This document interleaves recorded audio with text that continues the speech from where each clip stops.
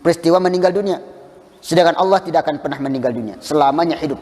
Allah tidak butuh anak. Maka kemudian Nabi Muhammad memberikan hujah yang sangat kuat. Tadi setelah menyebutkan yang sama, baru sekarang menyebutkan yang beda. Bahwasanya kami beda dengan kalian. Kami ini sangat mengikhlaskan diri, memurnikan ibadah kami. Hanya mentauhidkan Allah. Allah cuma satu, tidak punya anak. Dan Allah Maha Kuasa, murni, Dia yang layak untuk diibadahi. Dan kami murni membenarkan semua apa yang dikatakan oleh Allah Subhanahu wa taala. Apa yang Allah firmankan. Dan kami murni mengimani semua utusan-utusan Allah. Tidak seperti kamu, ya, seperti orang Yahudi dan Nasara yang memilih-milih. Ya, dia melaksanakan perintah Allah tapi dipilih-pilih, yang sesuai dengan hawa nafsunya dia imani, yang tidak sesuai dikafiri, ya, ditolak, diingkari. Maka siapa yang lebih ikhlas? Siapa yang lebih murni? Tentunya yang lebih murni adalah orang muslim. Maka di sini disebutkan oleh Imam Asy-Sya'di, irsyadun latif li tariqil muhajah. Ini adalah bimbingan yang lembut, bimbingan yang baik, yang santun dalam cara berdiskusi. Dan diskusi ini lebih tepat dilaksanakan bersama orang non muslim, ya. Kalau sama orang-orang muslim lebih afdal jangan, ya. Karena takutnya nanti malah menyebabkan pertentangan dan permusuhan, ya. Karena kita lihat para sahabat Khulafaur Rasyidin tidak pernah berdebat antara Umar dengan Ali, Abu Bakar dengan Umar, tidak sampai berdebat berlebihan, ya. Hanya menyampaikan hujahnya, setelah itu selesai. Seperti Umar bin Khattab pernah diskusi juga dengan Abu Bakar As-Siddiq. Tapi diskusi ini tidak sampai terlarut-larut sampai menyebabkan perpecahan, tidak. Saat itu Abu Bakar As-Siddiq berpendapat. Kata Abu Bakar As-Siddiq, sampai jam panjangnya ke 6 menit lagi insyaallah. Kata Abu Bakar As-Siddiq, saya akan memerangi semua orang-orang yang menolak zakat. Kata Abu Bakar As-Siddiq. Jadi orang-orang yang menolak zakat, yang tidak membayar zakat di zaman seperti yang dilaksanakan di zaman Nabi, akan saya perangi semuanya. Itu pendapat Abu Bakar As-Siddiq. Tapi saat itu Umar bin Khattab menolaknya. Kata Umar bin Khattab, beda pendapat nih. Wahai Abu Bakar As-Siddiq, apakah kita harus memerangi orang yang meninggalkan zakat tapi dia masih bersyahadat, tapi dia masih sholat? Bukankah dia masih muslim? Tapi kata Abu Bakar, tidak. Muslim ini tidak boleh memisahkan antara sholat dan zakat, ya. Itu satu kesatuan yang tidak boleh ditolak, tidak boleh dipisahkan. Barang siapa yang memisahkan sholat dengan zakat, maka dia harus diperangi, kata Abu Bakar As-Siddiq. Karena ini bagian dari rukun Islam. Tapi kata Abu Bakar, kata Umar, wahai Abu Bakar, apa kita harus berperang sesama muslim? Dia masih mengakui Allah sebagai Rabbnya, masih melaksanakan sholat, masih melaksanakan syariat-syariat yang lain.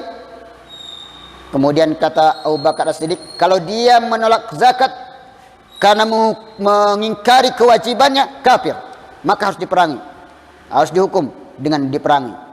Terjadi diskusi agak panjang antara Abu Bakar dengan Umar. Mereka masing-masing menyampaikan hujahnya. Tapi kemudian Umar mengatakan, kalau begitu silahkan wahai Abu Bakar, kalau begitu engkau pimpin kami, kalau kamu ingin memerangi, saya akan mendukung kamu. Nah, harusnya seperti itu.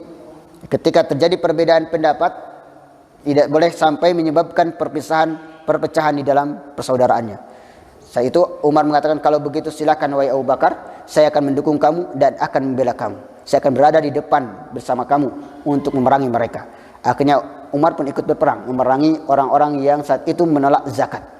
Sampai kemudian mereka pun kembali membayar zakat. Dan alhamdulillah sampai sekarang semua kaum muslimin tetap menghukumi wajibnya zakat walaupun Rasulullah SAW sudah meninggal. Itu salah satu diskusi yang baik, ya, antara para sahabat.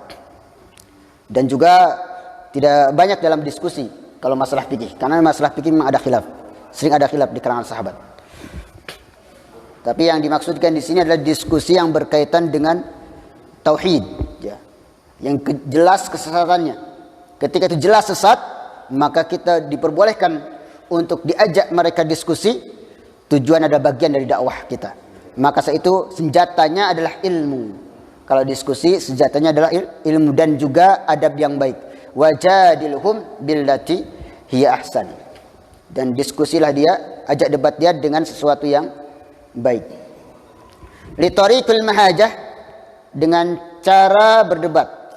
Wa annal umura, dan sesungguhnya masalah ini mabniyatun, tersusun atas alal jam'i baina mutamathilin atau mutamathilain, menggabungkan antara sesuatu yang sama.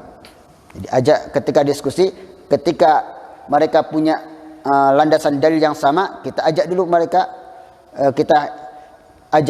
mereka terhadap sesuatu yang sama. Kemudian setelah itu wal farqu bainal mukhtalifin. Setelah diajak kepada sesuatu yang sama, hujahnya, alasannya, pemahamannya sama, baru kemudian kita kalahkan mereka dengan sesuatu yang berbeda. Ya. Wal farqu bainal mukhtalifain. Baru kemudian setelah itu membedakan antara di antara sesuatu yang berbeda. Ini cara diskusi yang dibimbing oleh Allah Subhanahu wa taala kepada Nabi Muhammad SAW. Kemudian kalau mereka tidak mau mengikuti dakwah kita, maka akhir dari diskusi adalah lana a'maluna walakum a'malukum.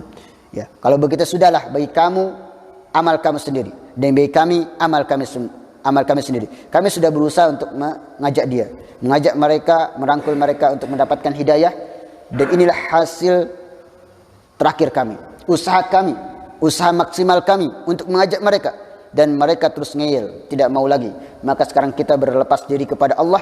Saya berlepas diri terhadap amal-amal kamu, karena saya sudah menyampaikan kebenaran dan sudah berusaha untuk mengajak kamu kepada kebenaran, tapi kamu tidak mau. Sekarang urusannya kamu dengan Allah Subhanahu wa taala. Dan seperti surat Al-Kafirun, lakum dinukum waliyadin.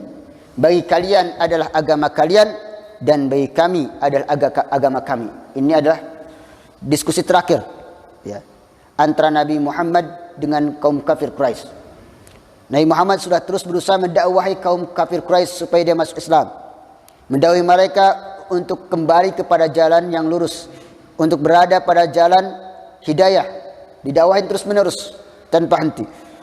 Tapi akhirnya malah mereka karena mendengar dakwah Nabi Muhammad tidak tenang, akhirnya membujuk Nabi Muhammad. Wahai Muhammad, gini aja, gimana kalau setahun kamu ikut dengan kami, menyembah Tuhan kami, nanti setahun berikutnya kami juga akan menyembah Tuhan kamu. Ya. Jadi kita tahu nih, nanti yang lebih enak tuh menyembah Tuhan siapa. Diskusinya seperti itu. Tapi Nabi Muhammad mengatakan, lakum dinukum waliyadin. Kalau begitu tidak mau. Ya, tidak mau seperti itu. Kalau begitu sudahlah, bagi kamu agama kamu, bagi saya agama saya. Bahkan wallahu alam ada sedikit kisah ini berkaitan dengan masalah ini. Ada ustadz saya pernah bercerita, dia punya murid, ya. Katanya punya teman di Madinah, katanya. Ustadznya lagi pernah bercerita dia punya teman di Madinah. Kemudian temannya di Madinah ini punya teman lagi. Temannya ini anaknya orang Yahudi atau orang Kristen. Anaknya orang Kristen ini masuk Islam. Jadi anak orang Kristen ini masuk Islam karena dia mempelajari Islam, akhirnya tertarik dengan Islam. Ya. Karena dia sudah memiliki akal yang sehat, bisa memperhatikan, bisa mencermati agama yang benar, akhirnya anaknya masuk Islam. Semua keluarganya bingung dan akhirnya dia memanggil pendeta yang paling terkenal saat itu. Ada pendeta yang paling terkenal yang sudah diakui kehebatan ilmu Kristennya lah. Dipanggil supaya bisa membujuk anaknya ini. Supaya dibujuk anaknya supaya kembali kepada agama Kristennya. Akhirnya sang pendeta datang. Akhirnya sang pendeta mencoba berdiskusi dengan anak ini, membujuk anak ini dengan menyampaikan argumen-argumennya kepada anak ini. wahai anak, udahlah, kau jangan tinggalkan agama Kristen. Agama Kristen itu agama yang baik. Kalau kamu masuk agama Kristen, ya, kamu itu insya Allah dijamin, dosa-dosa kamu sudah dijamin oleh Yesus. Wah, dijelasin seperti itu. Tapi ternyata bujuk rayuannya, argumen-argumennya, dalil-dalil yang disampaikan oleh sang pendeta, yang kalau ceramah itu sangat memukau, ya, bisa mempengaruhi para pendengar. Tapi saat itu ceramahnya tidak sama sekali mempengaruhi anak ini, karena sudah punya ilmunya. Dia hanya mengatakan singkat, saat itu belum mempelajari Al-Quran, hanya yakin Al-Quran Islam itu benar. Dia hanya mengatakan dengan bahasa Arab, dia, karena sudah belajar bahasa Arab. Lakum dinukum wal yadin. Dah. Lana amaluna walakum amalakum. Sudah, begitu aja.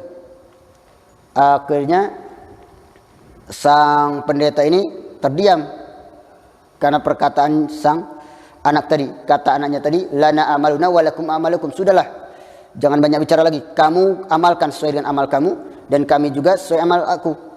Akhirnya sang pendeta mulai menelaah perkataan itu. 1 tahun kemudian pendetanya yang masuk Islam, mengetahui akan kebenaran Al-Quran. Wallahu ta'ala alam. Ternyata kita cukupkan dulu sampai di sini. Jadi pertemuan yang akan datang kita akan lanjutkan surat ayat ke 140 dan insyaallah sampai 141.